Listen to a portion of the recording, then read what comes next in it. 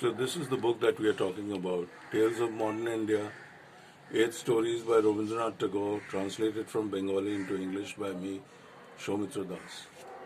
And one of the reasons that make Tagore interesting for us today uh, is the fact that he is so unlike us in his responses towards things.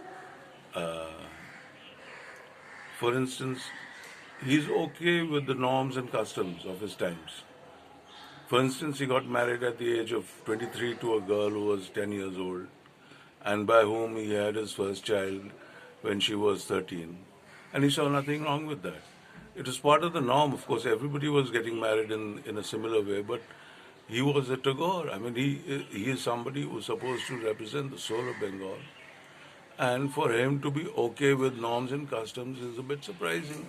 Plus, the British had been around for more than 100 years, and the norm should have changed somehow.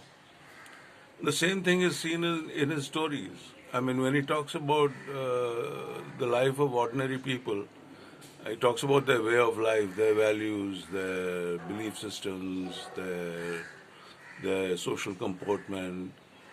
I mean, he's not looking at it critically. He's not looking at it all that critically. There's no analysis.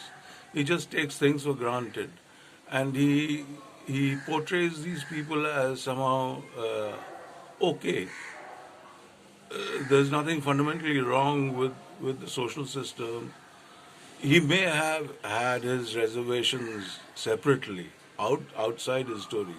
But in his stories, one doesn't get the impression that he's particularly worked up about the way society is run in Bengal. And so this raises questions about how Tagore understands his reality, which is very differently from us. It is the